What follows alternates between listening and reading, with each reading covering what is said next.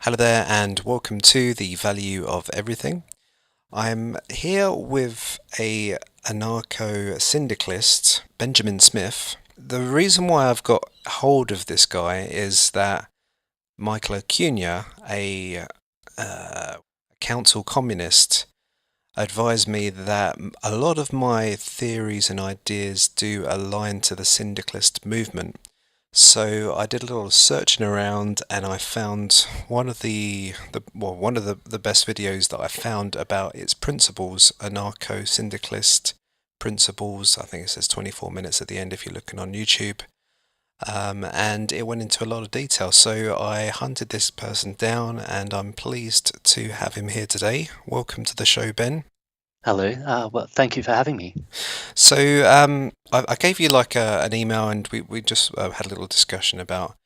I really just wanted to explain a lot about your position so I can understand it from my side, and then obviously we'll probably have some kind of differences in our political ideology. So it really is just an inquiry, really, this discussion, and. It may one of the sessions many of the sessions I do with Michael Acuna does last for a long time, so it might not even just be one episode. It might be 10 episodes for all I know. So, thank you for your patience. We're just at the beginning of this. So Ben, just from your side, what do you think is the best thing to start with? Do you want to get onto your principles, or do you want to? Well, I think it's appropriate to say that I am an anarcho-syndicalist. What does this mean? An anarcho-syndicalist is someone who participates in anarchist unionism. Syndicate is the French word for union, although the word often gets associated with revolutionary unions, and particularly ones which organise on an industrial basis rather than a craft basis, or so industry-wide, industries as a whole, and potentially the idea of having one big union for all workers in society. When I say that we're an anarchist union, I don't mean that we are a union of anarchists. There are principally anarchists within the ASF, which is the Anarcho Syndicalist Federation. Yep. The Anarcho Syndicalist Federation is the Australian section of the International Workers Association, which is an international federation of anarchist unions. Ben, what's your involvement in there? What's your position with that? I am currently secretary of the Melbourne local union. Yeah. But when I say I'm secretary, we're completely volunteer. There are no paid office bearers. In fact, we don't elect people for positions. Positions are very much by rotation. And this is maybe later on. I'd like to talk a little bit about the relationship between anarchism and democracy as it emerged in ancient Athens. Yep. The idea of selecting people for office by rotation rather than by election. Yep. Is really the anarchists and the ancient Athenians arriving at the same mechanism or strategy in response to really similar problems, but we can flesh that out a little more later. So we're an anarchist union. We're not a union of anarchists. We're a union open to all workers. However, we do organise and militate according to anarchist principles. And that's what really sets us apart from mainstream unions. So from my side, really, I think it's always good just to understand the main principles. The main principles of where you stand. Like, what's the fundamentals? Could it be marked down to like three main principles, or is it just the main thing of anarchism? Look, the simplest way of describing anarchism to people is that anarchists believe in direct democracy. I would argue that representative electoralism, the sort of thing that most people consider democracy in today's day and age, is not actually democracy. It's a form of oligarchy selected by plebiscite. With that form of, with representative, what they call representative democracy, Yeah. You tend to get the same people in positions of power year after year after year. They become entrenched as a decision-making elite. Yeah. This is contrary to the principle of democracy, in which people participate directly in deliberation on the issues that affect their lives. If you cede that decision-making to a group of people, a class of people to deliberate on your behalf, you are creating an oligarchy when you do that. Sorry, say somebody that was just like, I don't know, the media or anything like that, they would say, well, if you have a system of direct democracy, you have everybody having a vote. Obviously, you need like slightly more intellectual based thinkers to make these decisions for the people, because they won't be able to understand everything to the higher degree. That's why you need these higher officials to make these choices. What's the rebuttal from syndicalists' argument? People are perfectly capable of making decisions about matters relevant to their lives. The idea that we need a class of bureaucrats or technocrats, people with specialist knowledge, making these decisions is completely bogus. Yes, we live in a society with a highly developed division of labour, and specialist expertise are needed. But really, what's required from these people is for them to take the knowledge that they have and formulate that knowledge into options which have relevance and meaning for people's lives. And when information and the different possibilities are presented to people in that form, they are more than capable of making those decisions. And so the high degree of specialization which characterizes various disciplines in our society is not a basis for shutting people out of decision making. Yeah. Yeah. Okay. So, like, I'm probably asking you the same question again, but some people say that there's like, if you get the people making too much choices, sometimes it's you get mob rule. So people are like, all right, let's bring in capital punishment. Let's put him on the spit. We can't stand that person. He deserves to die. Where, as an intellectual, moral person would say, oh well, if society does the same act to that individual, then that makes society no different to the individual. So therefore, we should not do that, and maybe we should try and think about imprisonment or something else. So, would you say that maybe society requires just the choices of the people that will say, okay, bring in capital punishment, and you say, okay, well maybe that's fine? No, I think that often in revolutionary situations you get outbreaks of popular violence. You get people seeking retribution in times of revolt. Yeah. But I don't think that those situations are normal, and you can't postulate that they're going to be normal for a post-revolutionary society. People tend to act with self-discipline when they understand that they are participating in organizations of responsibility.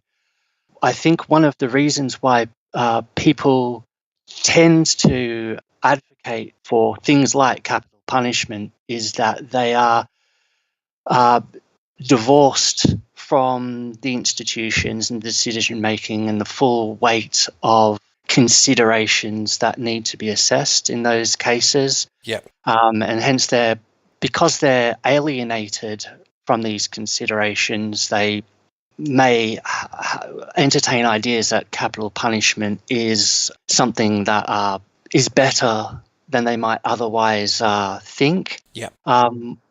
I think that one of the reasons why people entertain capital punishment as a positive thing is that it is monopolized by the state. And if people were responsible for trying and deciding upon the appropriate forms of correction, rehabilitation, and in more extreme cases, punishment, but they had to do so on a more personal basis in their community, they would be more circumspect in the decision making that they engage in. Okay, great answer. I'm already giving you the hard questions from the onset. All right. So, is there anything else that you'd like to outline before we go into a bit more depth? Yes. So you asked me earlier about the principles of anarchism, its key values, and I've outlined that direct democracy is central. I think it's the best way of understanding what anarchists want, what they're about generally. But anarchists sit within a wider history of modern political thought. The French Revolution is important for creating the sort of society in which the questions that anarchists are interested in emerge. Yeah. So the values of the French Revolution are ones which anarchists also entertain as central to what we believe. We believe in freedom. We believe in equality. We also believe in fraternity, although because we are a working class movement or a movement of the popular classes, because we should not ignore the peasantry, people who live working the land and participate in agriculture. Some people consider them members of the working class. Some people consider them to be a class unto themselves. However, they are labour in society, and anarchism is also an ideology which has sought to articulate their interests. Because we are a movement of the popular classes, we tend to think of fraternity more in terms of solidarity. Right.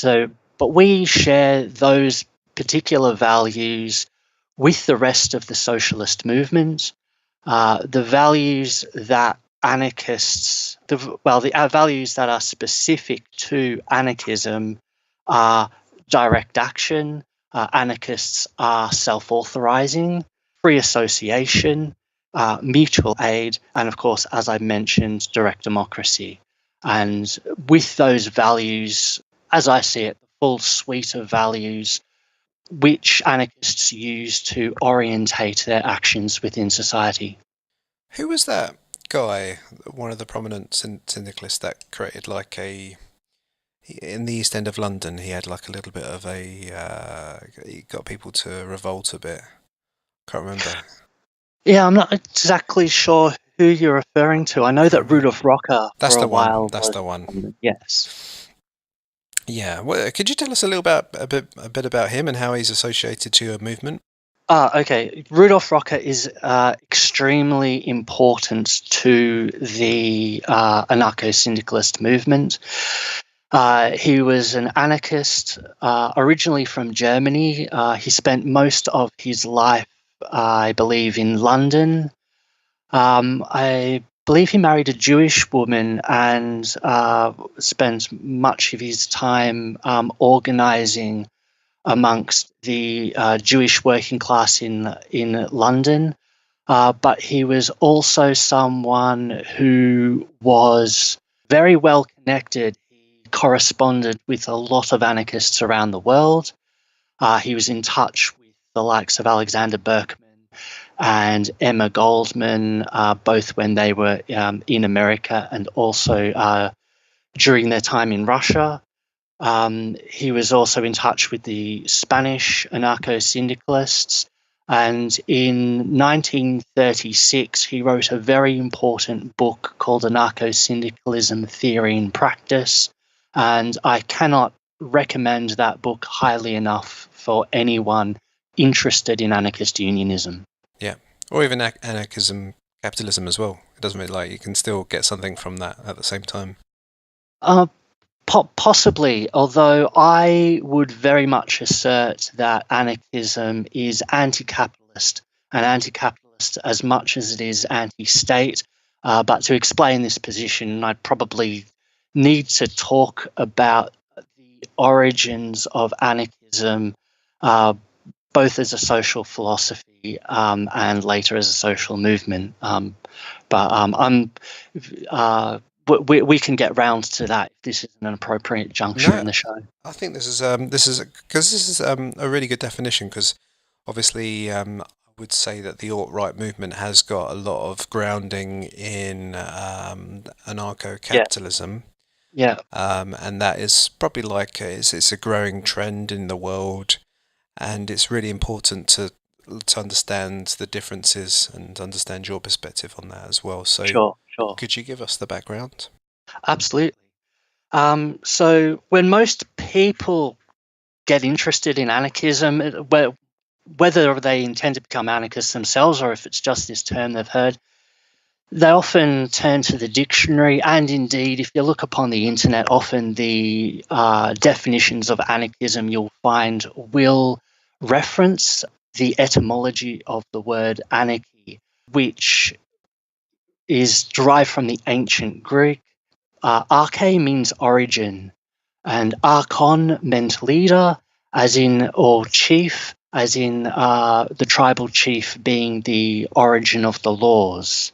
Yeah. And so by a secondary derivation, it became associated with leadership. Yeah. And an is just the negative prefix in ancient Greek, so anarche is without leaders. From this, often people say without leaders, anarchism is without government.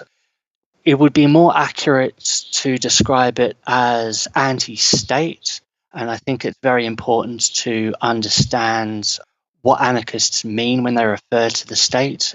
The state is conceived as a hierarchical and bureaucratic apparatus of power that sits separate to and above the people it governs. Yep. So anarchists were against the state, but we're not necessarily against social organization. The first person to describe himself as an anarchist was Pierre-Joseph Proudhon, who did so in a pamphlet which he published in 1840. This pamphlet was called What is Property? And very famously, he answered the question, property is theft. Proudhon was someone who was fond of phrasing things in paradoxical terms. He liked to jolt people from the commonly accepted linkages between concepts. So he liked to indulge in what were apparently paradoxes. Right. What is property? Property is theft. Proudhon was a socialist. The pamphlet is an anti-capitalist pamphlet, but Proudhon is also a person who was critical of socialism as he saw it in France during the 1830s. Socialism at this period was very strongly influenced by the Jacobin tradition. People familiar with their French history will remember the Jacobins as that group of people emerging out of the Jacobin club who managed to gain control of the Committee for Public Safety, and they organized the revolutionary defense of France and the defense of the revolution against various monarchical powers who were attempting to invade France and restore the monarchy. Right. In order to do that, the Jacobins used the centralized state apparatus, the ability to raise funds and the ability to raise an army. And so this model of revolution, the capture of state power and the use of state power to further the ends of the revolution, is a strategy pioneered by the Jacobins, and the French socialist movement, influenced by people like Gracchus Babeuf, argued that the revolution should be socialist and it should use the state to reorganize society and use state power. Proudhon was not a fan of this idea, really desired the socialist revolution to be a democratic revolution. He understood workers' control to be democratic control, direct control of workers collectively self-managing their workplaces. And he worried that any attempt to centralize authority in a revolutionary situation would lead to an elite group of decision makers, which would be a class unto themselves, and which would, in spite of what might be very good intentions, find themselves unable to relinquish power. So he really articulated a vision of socialist revolution which required the immediate abolition of the state, its immediate destruction, and the setting up of direct democratic institutions immediately. And this is for Proudhon and for the people who have been inspired by his ideas, the anarchist tradition. This is how we conceive of revolution. Right. I don't know whether this is probably the right time to ask you, but with anarcho-capitalism, they will argue that it is the purest form of voluntary exchange. So you don't have any coercion when it comes to, like, say, for example, a democratic system where they only can sort of cooperate within their societal structure.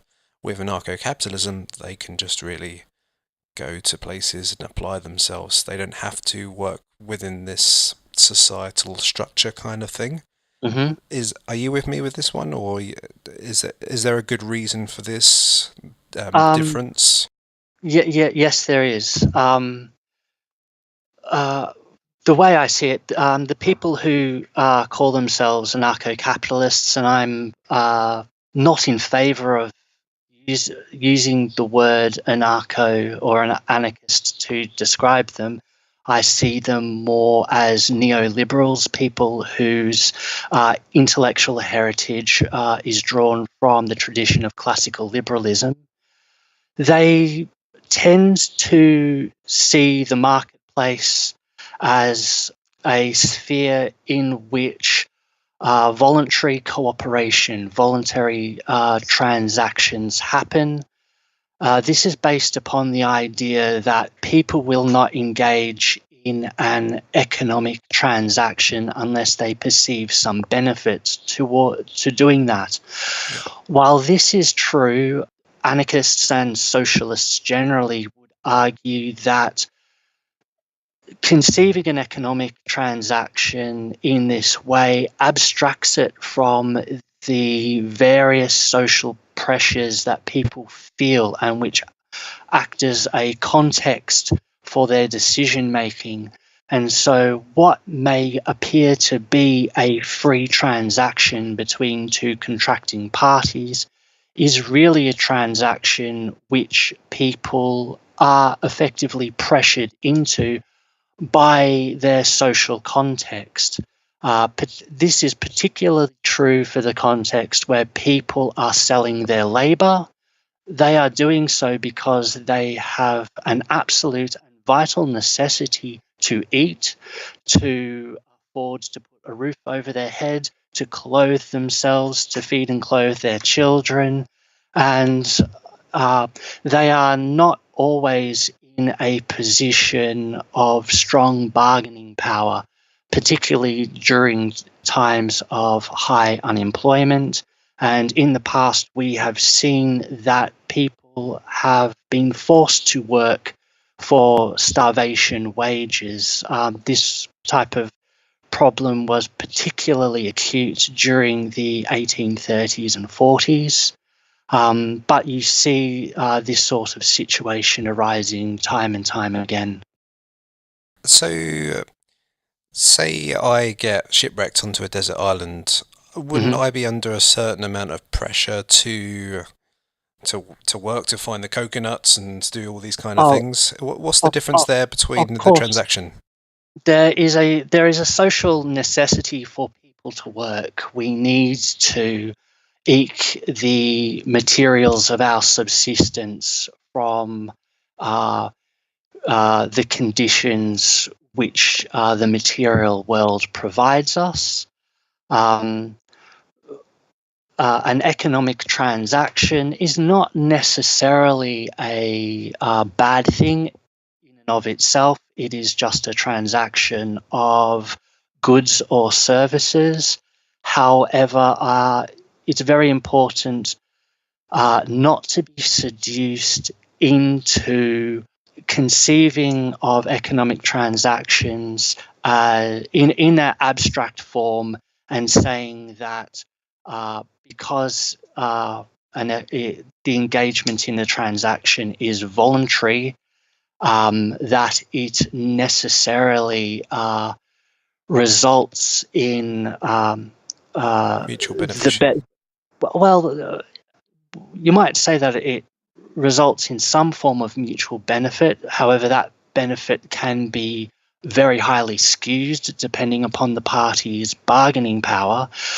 There are better ways of organizing social life which are fairer and which give social actors a greater degree of individual and collective autonomy. Okay, so just so I understand you, you say that behind the transaction there's potential exploitation. There's different factors which are components. Somebody might be just way outweighed in terms of their possessions, their bargaining chips in comparison to the other person. Therefore, it's not quite a level playing field, and like somebody can take advantage of the other person. Somebody might be compelled against their will in the transaction. So Of, therefore, of this is the course, this is the position that you stand from to say that this isn't as fair as society. yes, and I would go further and say that under a capitalist economic system, it is never fair. While a person who is selling their labor may be highly skilled, find their skills in demand, when they sell their labor, they are participating in an capitalist enterprise under conditions of asymmetrical power. They are under the power of the employer. And so, even though privileged groups in society, by virtue of social capital or by virtue of education, particular expertise, are able to transact in a way which is very beneficial to them. Nonetheless, the employer-employee relationship is not one where the power is equal, and the class relationships that emerge largely because the employer has a monopoly of the means of production. They are not fair and equal. Gotcha. Okay. Well, this is very familiar to me because this is exactly the same argument that, well, pretty much the same argument that Michael was providing me in our first debate. So, very interesting so far. There are a lot of similarities in the view that anarchists and Marxists have on society, particularly capitalist society, and what's wrong with it. Where anarchists and Marxists differ is with regards to the theory of revolution. Right. Okay, and that perfectly puts us on to the next subject. What is your theory of revolution? As an anarcho-syndicalist, there is a particular strategy for revolution that goes along with this. Indeed, anarcho-syndicalism itself is a particular strategy which anarchists have formulated for working towards and carrying through a revolution. Right. So, as anarchists, we're against both the state and against capitalism. We are socialists. We desire a socialist revolution. However, we are concerned that any attempt to centralize state authority, but through capturing the state apparatus, will create an undemocratic form of socialism, and that will persist until there is another revolution. It is much better to attempt to destroy the state immediately when a revolutionary situation arises. Yes? Is this when you say destroy the state, do you mean a full coup or just like a full military takeover? No. When I speak of revolution, as an anarchist, I mean the extension of direct democracy to every institution of society. The way that anarchists, and particularly anarcho-syndicalists, see this as happening is to build up union movements so that we have our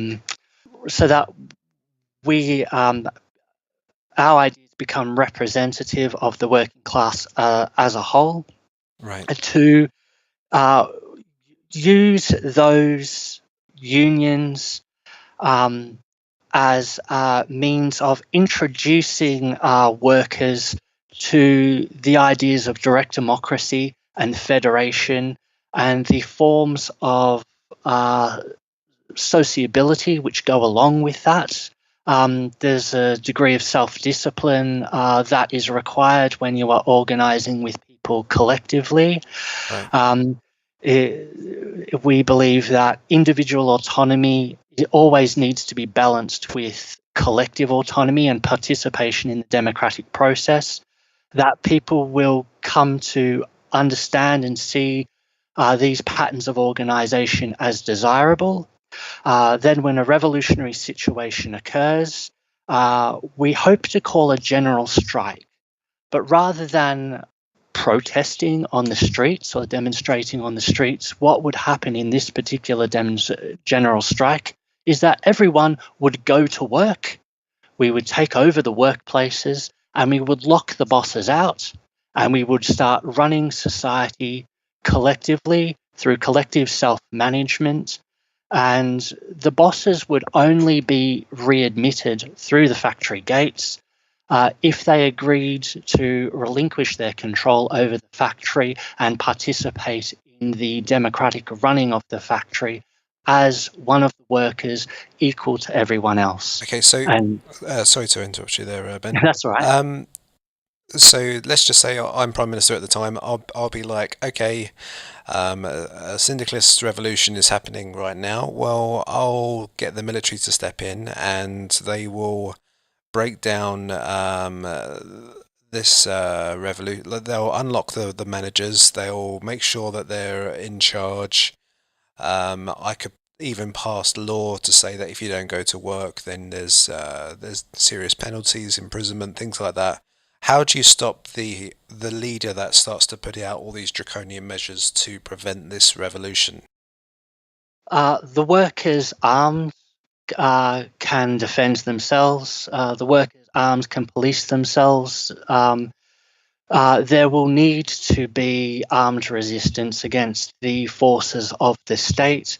However, hopefully, with a sufficient weight of numbers, the workers' movement will represent the interests and the desires of the overwhelming majority of society.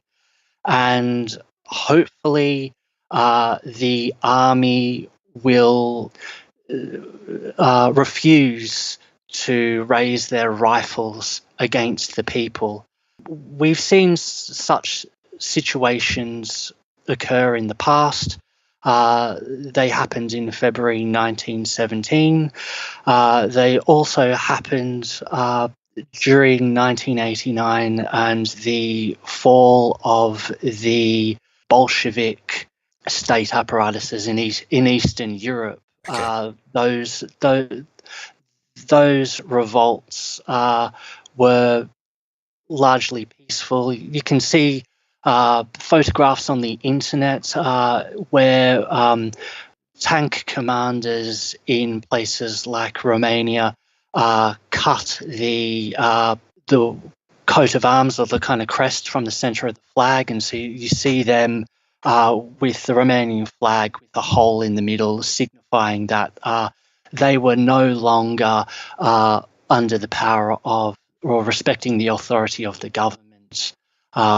Hopefully this occurs, but I'm not such an optimist as to believe that there will be zero violence. Sure. I think the workers will need to be organised and will have to defend themselves against the forces of reaction by availing themselves of arms. Do you believe in the right to bear arms?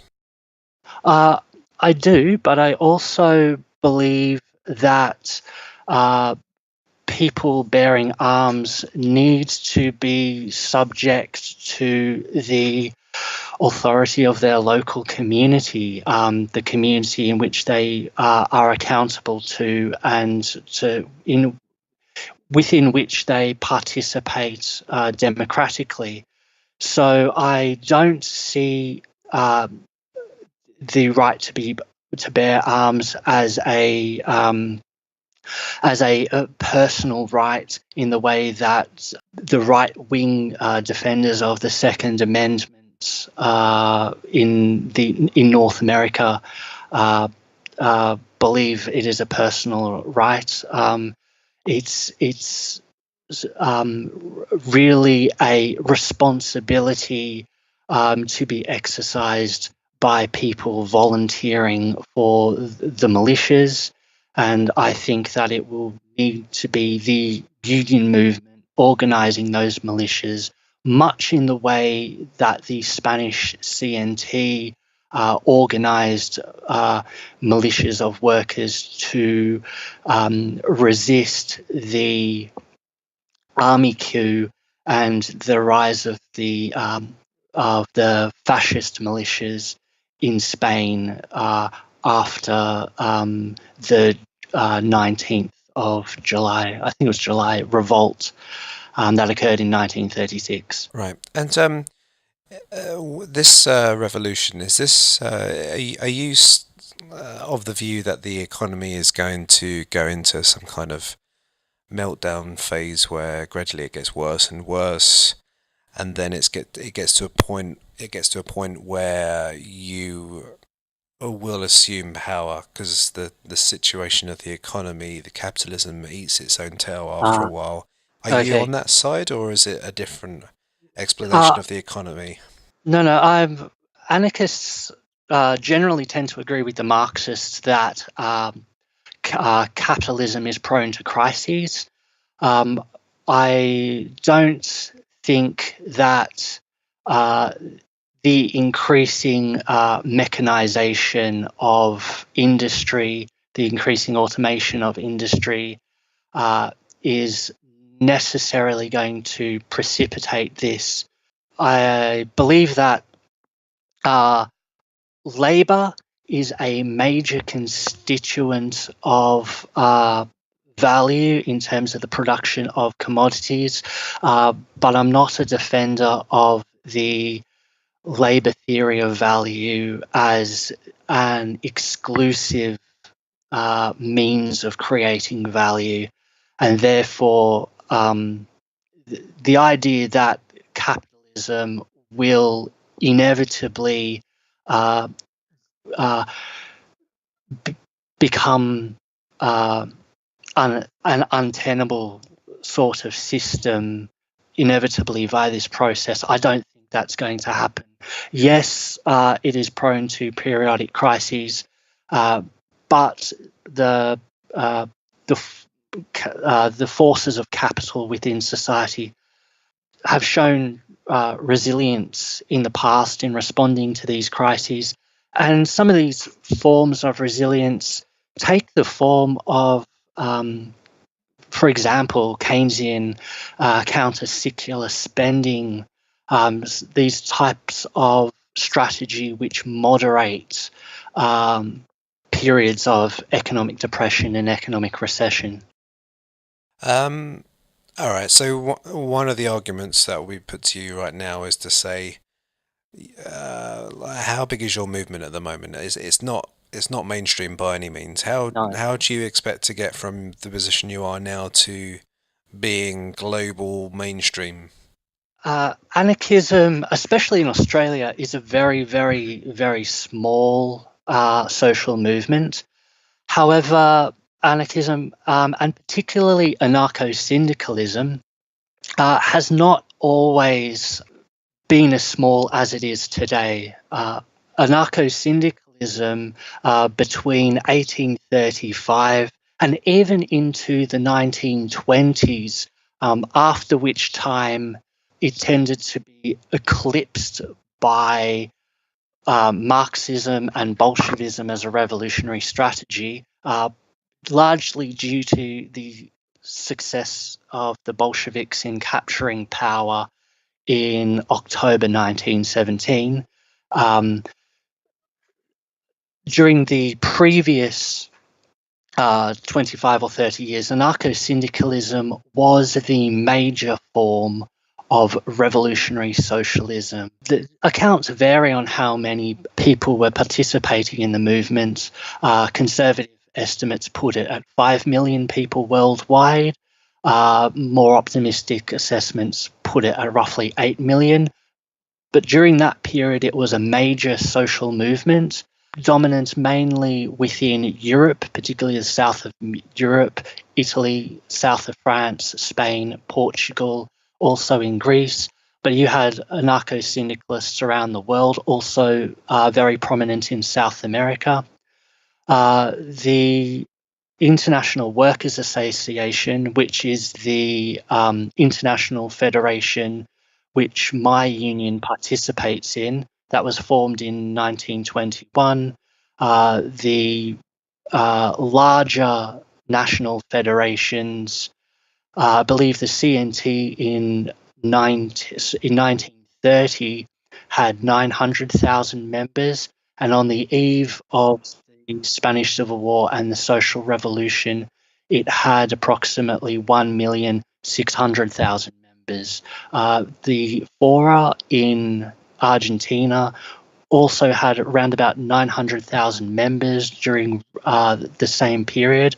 Unfortunately, what happened was that anarchism largely became crushed during the 1930s, 1940s, and 1950s by the rise of fascism in Europe, also in South America, and then later by the rise of the Bolshevik Marxist communist states in Eastern Europe. Why was this The crushed?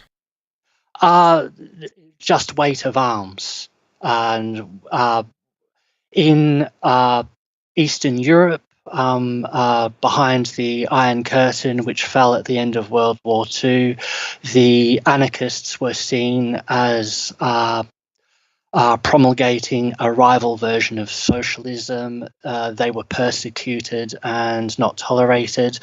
During the 1920s, when the Bolsheviks were consolidating power in Russia, approximately 20,000 anarchists in Russia were imprisoned and executed. In 1923, the Red Army, which had not had control of the Ukraine during this period, the control of the Ukraine was largely held by the Makhnovist Black Army, which was organized along anarchist lines and which held anarchist principles. They were eventually crushed by the Red Army in, I believe it was 1923, with certain leaders later escaping and ending up in Paris during the mid-1920s. So there has been anarchism was largely crushed by the conditions of World War II, the rise of fascism, the rise of socialism. The first presidents of the International Workers' Association in Australia occurred in 1956 with a group of Bulgarian anarchists escaping communist persecution who escaped from Bulgaria over the mountains into Italy and came out to Australia with the waves of refugee and migrant immigration into Australia during the 50s. All right. So, what's going to be this trigger event that's going to bring you to this elevated level? In which a revolution occurs, you mean? Yeah. So, it's obviously you must have some kind of like view to eventually be prominent in a way. You can't necessarily just be this sort of outside theory. So, No. is there Yeah. is there like a particular trigger event? Am I sort of framing your argument there by saying it's like a sorry, I'm not framing an argument, but am I actually sort of framing it in a wrong style here to say that there's certain triggers, or is it just this gradual, like you need to publicize and bring around the information, the word of mouth, and then you'll become prominent that way? Is it just a simple form like that? I know, like It's the Marxism says there'll definitely be a the collapse. latter. Sorry. Yeah. Look, it's definitely the latter. Largely, we need to build anarchist unions. We need to demonstrate first and foremost the success of anarchism as a way of organizing and militating in the defense and the advancement of workers' interests within capitalist society. We need to do those things which trade unions and industrial unions do every day. We do those sorts of things every day. We operate as a union. Yeah. Aren't you just like being anarchist though? Aren't you just like with a fascist? You just get this very prominent bolshy leader that can really sort of is egotistical. He can really like pull the crowd in and has got this brilliant oratory skills. Yeah. You don't really quite have that, do you? No, So that we is that a hindrance to you in a way? uh, uh, yes and no. You could say that the search for a charismatic leader or the attempt to create parties which will act as a vanguard of the people and lead them to revolution. That's certainly a shortcut to power, but we want to create an ethos among the working population that they can do without that sort of power in society, that our lives will be much better if we organize collectively on a democratic basis and we participate in the collective self-management of society together. We seek to advance this democratic vision of society. And the difficulty is that we need to educate people that this is possible. We need to provide people with the confidence in themselves and in their peers that they can embark on this journey together. So creating unions in which people can experience working together with people in pursuit of common concerns is an incredibly important means of promulgating these ideas. I think we can be doing this better, but I think that if we are to have a successful revolution, one which results in a democratic society, in which democracy is extended to all institutions, in which it is not just the democracy of a small elite in parliament or the small elite on company boards. It is the direct participation of everybody self-managing their workplaces, self-managing their communities, doing this according to democratic principles. This is going to take time. The reason why anarcho-syndicalism appears to me to be an attractive strategy is that it's a long-term strategy. I don't think the revolution is just around the corner, but I think that if we can create a sizable movement, a movement which people feel is attractive to participate in because they feel that they are exercising or they are participating in power collectively and equally, then we're in a situation. Then we'll put ourselves in a situation in which we can take advantage of a potentially revolutionary situation, or ideally, the movement just grows to a point where the workers united according to democratic principles, direct democratic principles, are able to spontaneously enact a revolution and to do it on our own terms. Right. Okay. We've got about 40 minutes, so I really want to just get the full premise of what you are all about. So we're going to go into economics. So, so from a top-down kind of perspective, sorry, it's just breaking it down from getting an understanding of what you're trying to do in the economy and breaking it down to the distribution levels. How does the economics of syndicalism work? How does production work, and how does that get redistributed, and how is that done fairly and justly? How is that system work? How does that system work? Okay, an important caveat needs to be said here that after the revolution, what will be instituted is a anarchist socialist or anarchist communist society.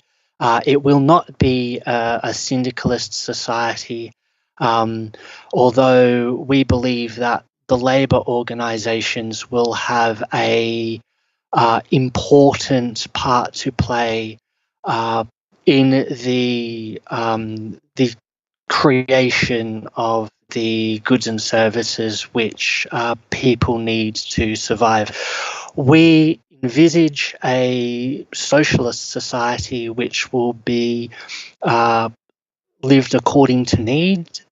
Sorry, I'll rephrase that. Yep. We believe in a society in which the distribution of social wealth is done equally and according to need. Here we get into the topic of anarchist economics. It's important to outline here that there are really three broad models of anarchist economics. Right. The first one is mutualism, which is where people privately owning property place this property or place their wealth into a position where it can be made socially available. The institution of building societies and friendly societies during the 19th century was largely premised upon this idea. But mutualism is a practice that I see as being engaged in by anarchists, often while they are still living in a capitalist society. Sorry there, Ben. With this mutualism, I'm going to give you a very simple theory just so I can understand. Would it be like, say I've got a lawnmower, I post that I've got a lawnmower in my garage and anybody else can go around and pick it up and use it for themselves at the same time. It's a possession of mine, but people are allowed to use it and return it and stuff. Yeah, that's a great way of summarizing it. But mutualism has never, while it has had a certain place within anarchist thinking, and Proudhon himself for a while had a period in which he was experimenting with mutualist ideas and trying to think through what it would mean. Also, Josiah Warren and a number of anarchists in North America were interested in exploring the idea. This is where those people, this is where kind of mainstream socialist forms of anarchism have the closest proximity to socially minded anarcho-capitalists, if I can phrase it in that way. Yeah. But it's never been a major form of anarchist economics. Anarchists overwhelmingly have been socialists, and the two forms of this more economically socialist anarchism that have been advanced, collectivism, in which the means of production are not owned privately by individuals, but become the common property of the community, of the workplace.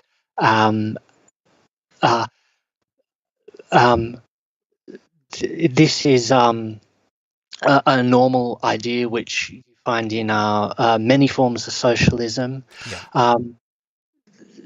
There is then a distinction. All anarchists, or all revolutionary socialist anarchists, believe in that aspect of the anarchist program. However, there is another school of anarchism, people who believe in anarchist communism. They would go a step further and say that a form of collectivism which results in absolute wage equality, that doesn't have the sort of proportional justice that they desire. Anarchist communists are people who have adopted the slogan, Saint-Simon's slogan from the 1840s or 50s, from each according to his abilities to each according to his needs. They assert this as an alternative principle of justice and believe that the product of labour should be made freely available to the community at no cost.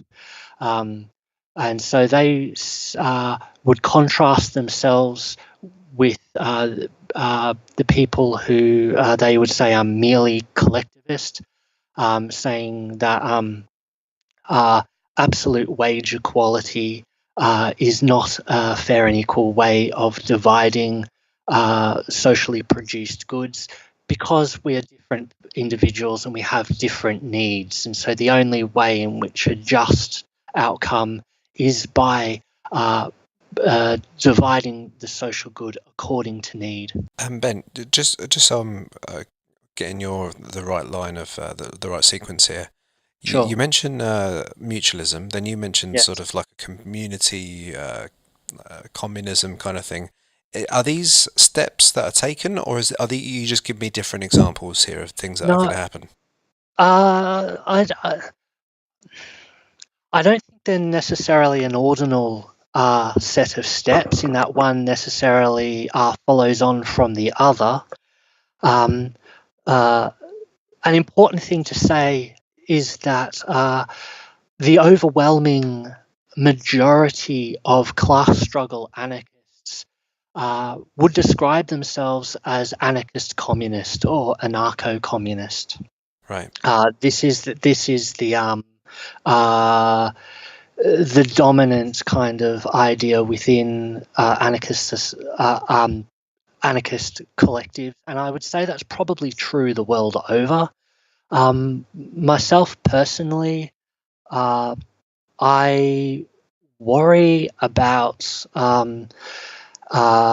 how broader systems of uh, producing, transporting, and dividing goods can be achieved with this anarchist communist ethos. I personally think that once we have provided for the sick, the elderly, the infirm, and children who should be supported unconditionally by the community, a degree of wage equality is a good principle for organizing society. There are certain reasons for this, which I'll probably elaborate on later. What I personally see as desirable is for people to be remunerated according to hours worked. That there would be a. What about quality of work?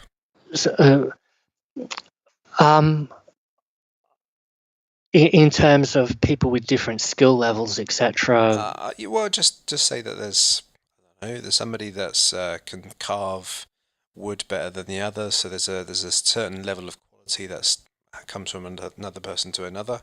It Sure. has obviously people would prefer that product over the other product. Does that have any representation of a value in return or distribution in return? Personally, I would prefer to see wages accorded to people on the basis of socially necessary labour time. That where we would get products of quality is by creating a society in which people can freely choose the forms of work which they enjoy and which they are inclined to participate in. Of course, there are also jobs which are dirty and difficult and onerous. Rotation would be a much fairer way of organizing that.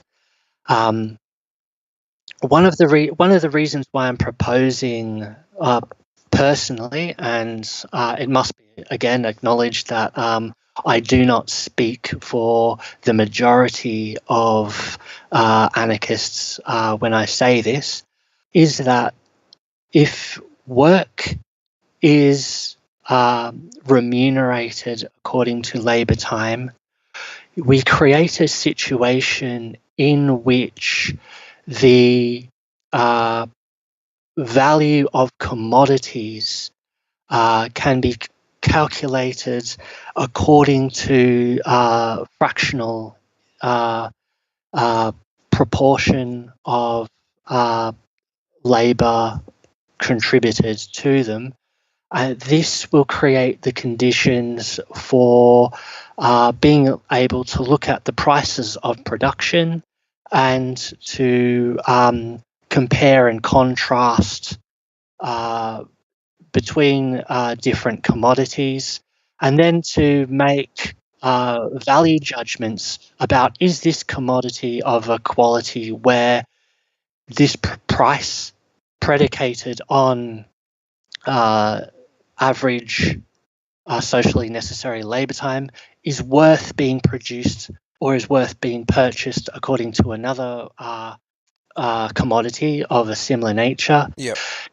Only if we are able to structure the economy in these terms that pricing becomes a transparent expression of the social cost in terms of labour that went into producing a particular product. This is important, and here I am really paraphrasing the arguments of Cornelius Castriatus, who never himself identified as an anarchist. He is someone who is more in the council communist sort of tradition. Right. This is a sort of argument he advanced during the 1950s as a way of making the operations of society transparent to itself. And he argued that under capitalism, what we have with the capitalist market is an environment which is opaque to the actors which are transacting within it. That if we want to create a socialist society, a democratic society, one of the things we need to do is to make the operations of society transparent to people so that they can make rational decisions collectively and democratically. Okay. The one thing that's just is beating on my head right now as you're speaking is you know the person who's going to come along and take liberties in that system. He won't work as hard, and he will say that I've done 8 hours today and I should get this return. And if you think about all the movements that have happened, the cooperative societies and things like that that have failed, they try to do one and fail before. You get all these people, these free goers that think, yeah, communism. We'll go in there and we'll just we'll get all these free meals. We'll get all this for nothing. These people, how do you sort out this problem? A very important principle for anarchists is the principle of free association. Free association also has a reverse side of that particular coin, the freedom to disassociate. There is no reason why people should feel compelled to entertain freeloaders and people who do not contribute according to their abilities in an equal fashion, whether that is through agreed average labour time contributed or indeed through contributing according to one's abilities. The right to participate productively in society, it is a right and it is an obligation. And people in a democratic society will need to be held accountable by their peers in the assemblies of their workplaces. This is a fundamental principle We need to be deciding things democratically, but also holding each other accountable via democratic principles. I've said that anarchism can be boiled down to direct democracy. There is older and very much respected comrade within the anarchist community in Melbourne. He is a member of the CNT exile sections and a member of the historical CNT. He came out here with a group of Spanish anarchists from Morocco in 1965, and he summed it up beautifully. Anarchism is the assembly. Anarchism is the life of the assembly. It is the ethos and the goings on of what occurs in the assembly of equals, deciding how to manage their lives in common, and that means holding each other to account. Do you believe everyone is equal? I believe we should be treated as equal. Absolutely, we should be treated as equal, but we also need to recognize that people have got different abilities. They also have different needs, and that treating people equally means also bearing in mind that equality can be conceived of in proportional terms, what Aristotle referred to as geometric equality rather than arithmetic equality, which is 1 + 1 + 1 = 3.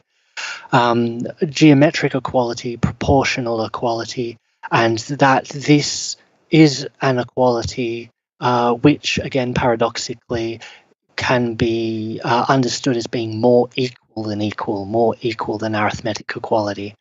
And so one needs to understand these two contrasting interpretations of equality and interpret them practically with a degree of nuance and judgment. This is an important thing. The judgments which people bring to bear upon the problems of society, you can't get away from making judgments. You can't, I believe, create a perfect template for society, which you can then lay out, and society will always have a degree of trial and error. We will always be encountering problems which we didn't foresee, and so we need to take a principled and value-based approach to making those decisions. Freedom, equality, and solidarity, these are the cardinal principles, and we can't get away from making what are often difficult decisions between contrasting interpretations of a single value, in this case, equality. So, let's say, for example, there is that real crazy good innovator that's down there on the production line. He's like that, I don't know, a Steve Jobs kind of person. He's coming up with these incredible ideas which pretty much outweigh the cost of, like, I don't know, millions of production hours. And he keeps on coming up with these consistently good ideas. How is there a reward for this, or is it just he's part of the mass and he's just doing a good job? No, I think this person, if he is approaching his work and his ideas with an appropriate ethos, he will be contributing these ideas for what he sees as the benefit of his or her community, and that this is, one would hope, reward enough. There are lots of innovations in society taking place all the time in which people are engaging in attempting to realize these ideas, which they do for publicly minded reasons. All right. Do you know what's coming to my mind? So, it'll probably make you laugh. So maybe on a sexual market, he's going to be. He'll raise his position because he's working so good for the community. That person may or may not. I don't necessarily see that will necessarily follow. Desire is a very complex thing.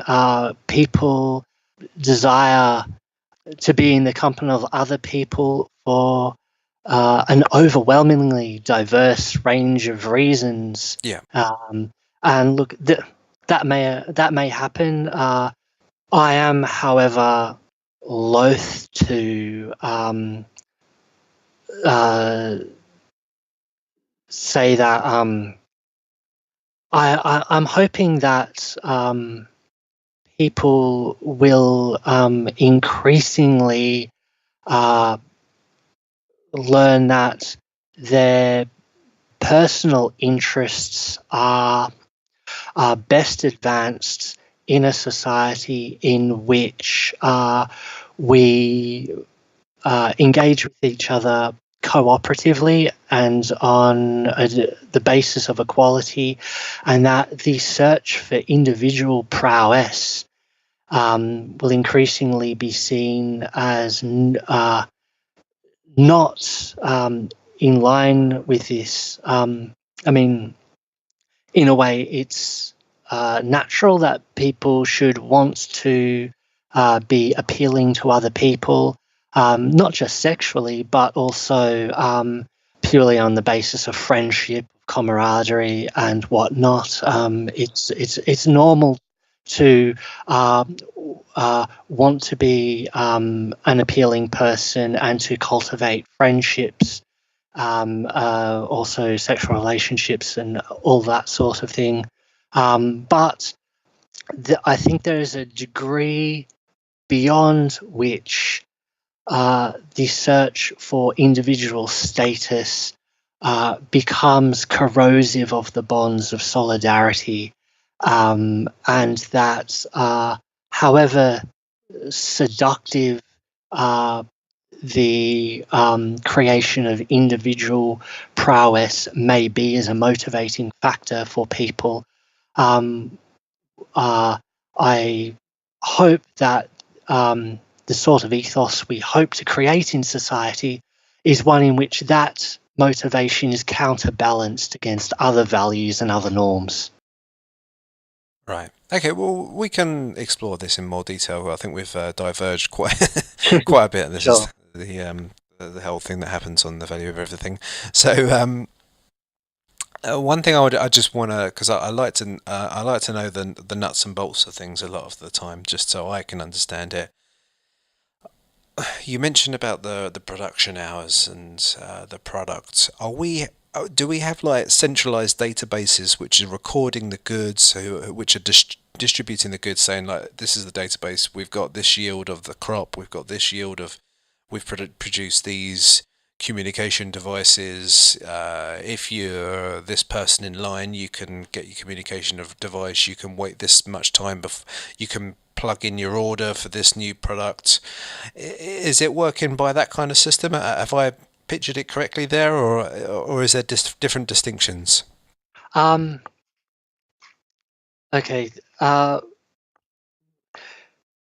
This is a very, very good question, because it takes us into the realm of it raises the question of what bureaucracy is and what bureaucracy means. I do envisage a planned economy. I do envisage an economy in which people, as a collective, society-wide, can be presented with a question: what material quality of life do you want to work towards?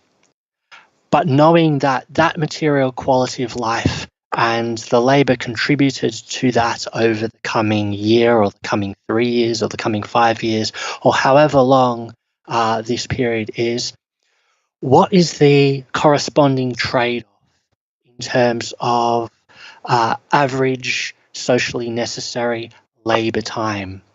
Here, as a society, do we want a greater material quality of life? If that is so, if you want this sort of standard in terms of your wage income, this is the sort of hours you'll need to work, that we will need to work collectively as a society. However, if you prefer more leisure time, then we can work towards slightly lower material quality of life. How does that happen with seasonal changes and cyclones, all these different external events? There will always, I believe, need to be a certain level of redundancy in what you're aiming towards. But nonetheless, in order to see oneself through good years and bad, that's something which is not peculiar to anarchism or socialism. That's something which has affected all societies since the agricultural revolution 10,000 years ago. This is having a certain surplus is an important insurance element of insurance to make sure that we're not going to starve. The underlying principle that allowing people to make a decision about how much they want to work against their material quality of life, that this is a decision which is a reasonable one to expect people to make. It's framed in terms of the values of life that are important to all people, the material standard of living and your degree of leisure time. These things have to be balanced against each other, and a society which has taken a rational approach to the economy and a rational approach to its decision making, this is the sort of question it should want to pose to itself, as opposed to today where you make what money you can, work what hours you can, and it is, especially since 2008, we're going through a period of poor economic growth and high unemployment, and these are decisions which are beyond the reach of the overwhelming majority of people. That's the sort of society we should be working towards. When we've set a common average weekly contribution of labour, be it 25 hours, be it 30 hours, whatever that may be, then if people want to deviate from that, I see no reason to prevent them from doing that so long as it is negotiated on the local level in their workplace. There may be people who go, hey, man, I don't need so much to be living. I'm not such a materialistically minded person. I prefer to be surfing during my mornings. That's something that can be negotiated. And if someone else in the workplace is like, I would like to be saving for this or that, I prefer to be taking on the hours, then that's something that can be negotiated locally in the workplace. Let's just say we've all got competing desires. I might like jet skiing, you like playing the guitar. How does that get arranged? There is nothing I can foresee in this that will prevent people from realizing their different desires in terms of what they do in their leisure time.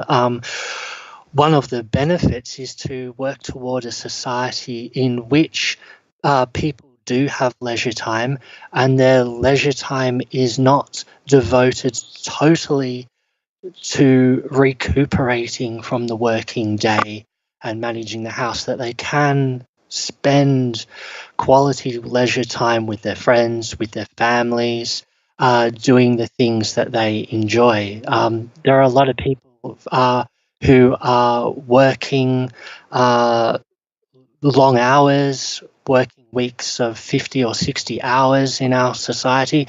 These are people who are not just the working poor. You often find people who are in positions of middle or upper management working these hours, not because it's part of their contracts, but because they feel that there is a social pressure in the workplace that they will not survive in their jobs unless they are seen to be contributing these hours.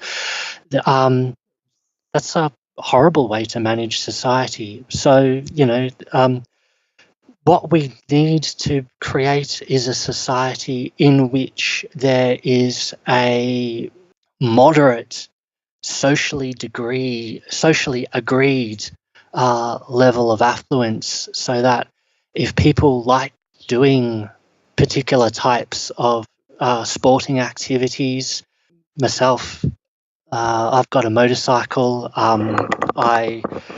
In spite of the bad conscience I get from burning petrol, riding my motorbike around, it's something which gives me a tremendous amount of joy. I would not want to see a society in which people are prevented from engaging in certain types of leisure activities. There may be some which are particularly extravagant and which the cost may be prohibitive, but certainly it's something that we should be looking to satisfy and accommodate. So in a capitalism model, what it's good is it's good at providing a lot of products to a lot of people, different levels, different capabilities, different qualities. Now, when I mentioned about the different desires, now, if we're working, especially on limited hours as well, limited production hours, and we've got competing desires, how does one choice get selected over another choice, particularly if you need to calibrate an entire factory to build a surf-built board or whatever else you need to do? I just want to get into that, like, sort of the desires and the wants and needs. How does that get? Is there a voting pool? Is there a voting block? Particularly if it needs to be like a full calibration kind of situation to get the desirable product. We live in, at least those of us who are fortunate enough to live in the Western world, we live in technologically advanced societies with a high degree of division of labour. This is a good thing. This is a labour-saving thing. One of the reasons why I prefer a more collectivist model as opposed to an anarchist communist model is that it has scope for a market for consumer goods.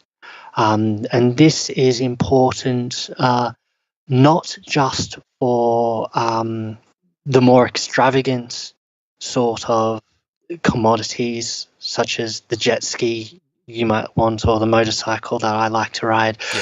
This is just as important for your fruit, vegetables, and things. Some years we are going to have bad harvests. I understand that you're currently living in Australia, in Sydney. I'm not sure how long you've been out here, but a few years ago we had a cyclone rip through certain areas of Queensland up north. Yep. And this is a big banana producing region. The cost of bananas went up. They were still available in the supermarkets, but for a while they were more of a luxury item rather than the situation we're used to every day, where they're sort of a staple food item. I bring a banana to work every day for lunch.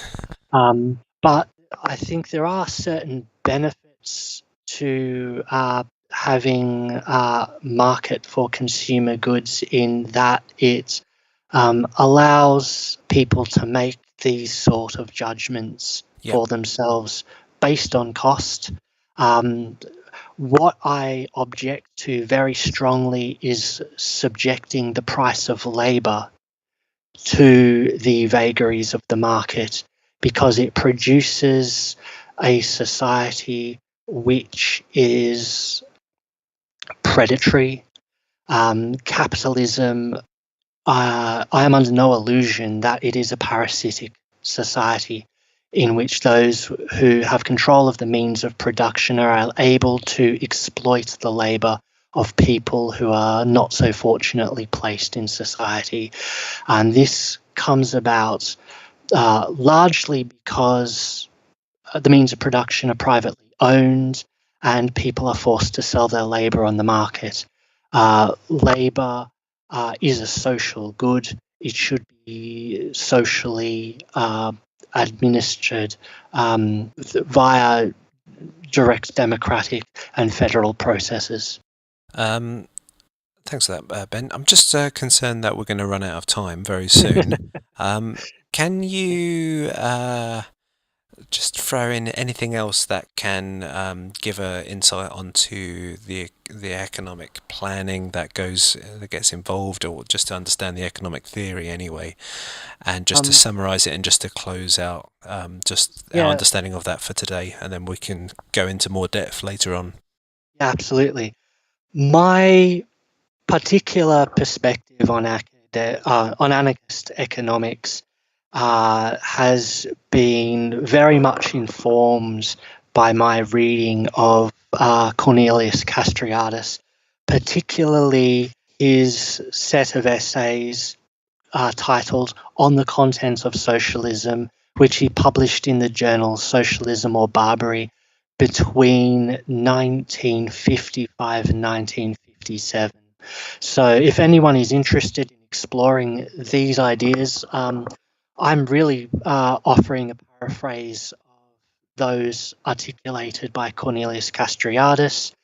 But I would like to see the political side of things, the decision-making of society, really undertaken through direct democracy and anarchist federation, and that combined with the sort of economic model, which you could say is a council communist sort of model presented by Castriatus in those essays. I think that's a plausible way of managing a socialist society, but the most important thing is that it be subject to direct democratic control. But if anyone would like to explore that particular essay, if you search for it, you should be able to find it freely on the internet.